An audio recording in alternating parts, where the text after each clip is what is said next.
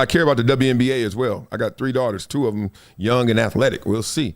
But right now, I'm not so sure.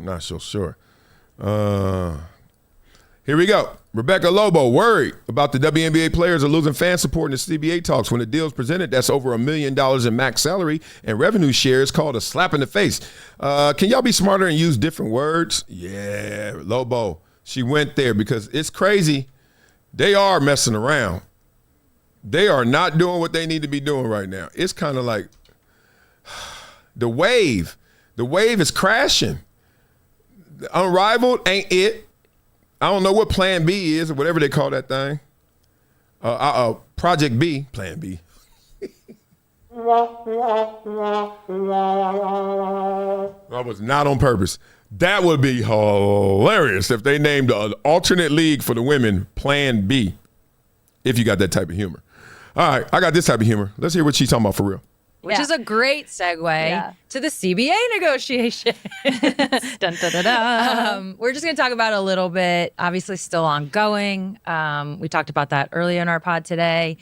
You actually were quoted somewhere saying this is the first time you have zero fear around the league folding, right? Which I totally know what you mean. It's like in other negotiations, there was always not like it was actually going to fold, but it was like, hey, we got to figure this out. How are we going to do this kind of a vibe?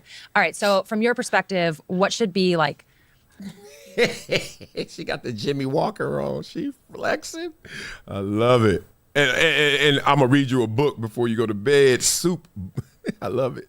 The high priorities for this agreement. It's been interesting to kind of see how it has all evolved. And one of the things that strikes me is like the deal that, as you read it, that the owners have on the table for the players. And, I'm not privy to all of the information, but like, it looks like a pretty amazing deal. And that, like, if the players took the deal that's on the table right now, they should feel great about it because it's huge salaries. It is a degree of revenue sharing. It's going to allow the owners to continue to invest in the product. I mean, having a practice facility, having all the things that Sue and I played and I played all those years without. Like, my New York Liberty team practiced at the Brearley Middle School on the Upper East Side on a court that was middle school size. Like, that's just what we did. I'm hopeful. It seems like the sides are farther apart than they should be, though, for this point in time. And I'm hopeful that they'll come together. I don't know that from what I understand and the people that I've talked to, that the owners have that much more that they can give in terms of revenue share or in terms of max salary. So calm and cool and heads have always prevailed in these negotiations. And I'm hopeful that they do. One thing, I want for the players to get absolutely as much as they can get. I'm thrilled for them and the climate that we are with women's basketball right now. It's booming, and the players are the reason for that, or a big part of the reason for that. Some of the rhetoric I've heard from their side has been a little bit troublesome. Like when a deal is presented that's over $1 million max salary and revenue share, it's called a slap in the face. Like it's that just use different words. And I'm worried that the players might be getting to a point where they might be losing some of the support from the public. And I think that's been a big part of this all along. Like when we were at All-Star and the players put their, pay us what you owe us shirts on, it felt to me in that arena like the players had 100% support of the from WNBA fans. I'm doing a game early in the playoffs. This is before Nafisa has said anything about the commissioner, and the video comes up in Vegas with Kathy talking, and there was like a minute straight of boos. This is before Nafisa's comments. Again, it felt like, wow, the players have 100% support of the fan base in the WNBA. And as these negotiations have gone on, it feels like some of that is waning, and I think some of it has just been some of the language and the verbiage and that sort of thing that we've heard from the Players Association. I think the players just need to be a little bit more careful with how they're articulating things, because if you're working whatever job, a max salary of 1.2 million, average salary of 500,000, if you don't think it's fair, that's fine, but don't call it a slap in the face. I think that there's there. You want to keep going? You got something more to say, Rebecca? I ain't gonna be disrespectful. Go ahead. There are things that need to be done a little bit better when it comes to the language during these negotiations. Okay, there you go. I'm sorry, ma'am. Blah, blah, blah. Hey, they're feeling themselves. Who hasn't been there? You're overinflating your value.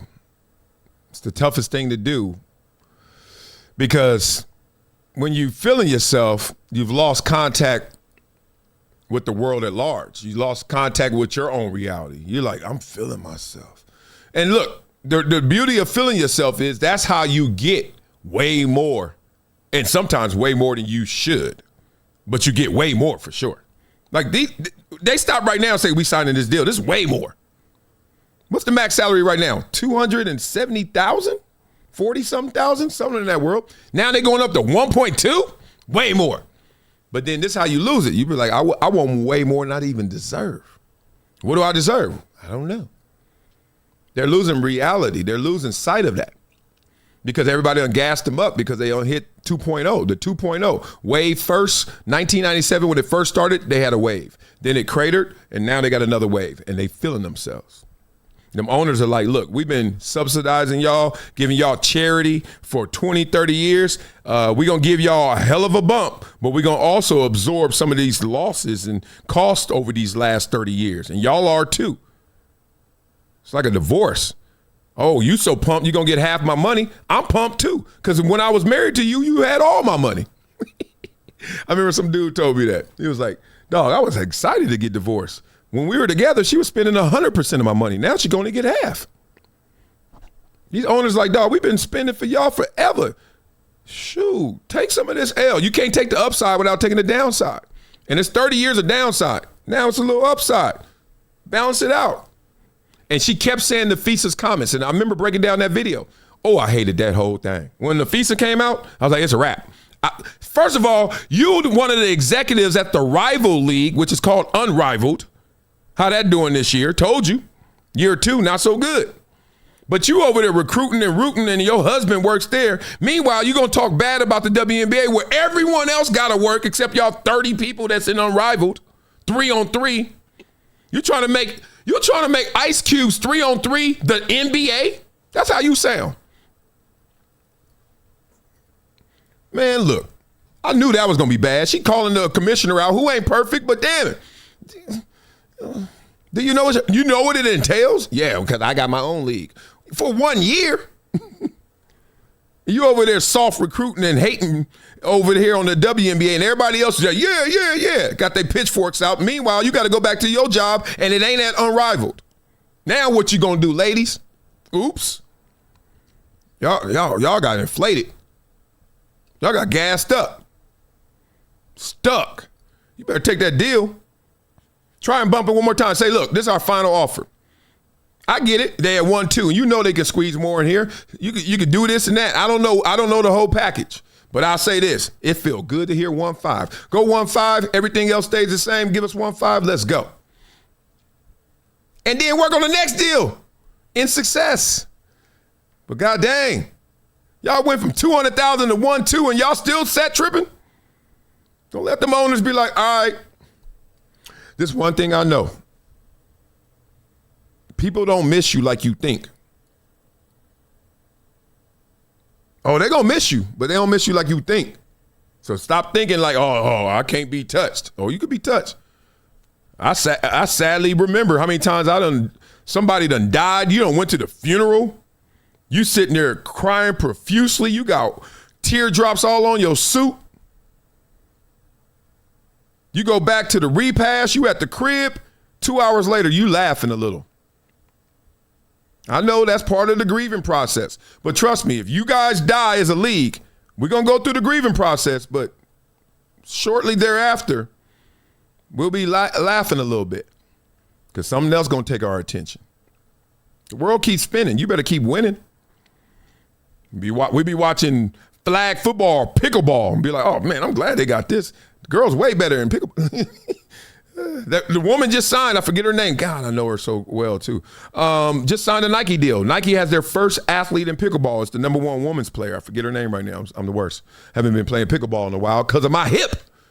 Let me put you on to something that's part of my daily routine now. VINIA, not a powder, not a pill. It's the Daily Chews 2X formula. And yeah, they taste good too. It's plant-based. No stimulants, no crash, no jitters, no banned substances, no junk. It's Informed Sports certified. Just something that actually delivers. Link in description, vinia.com/Marcellus. Discount code Marcellus10 for a 10% discount. Wow. It's been a decade plus that I knew that this day was going to come. Oh, this is not hyperbole here. Because I think the birds.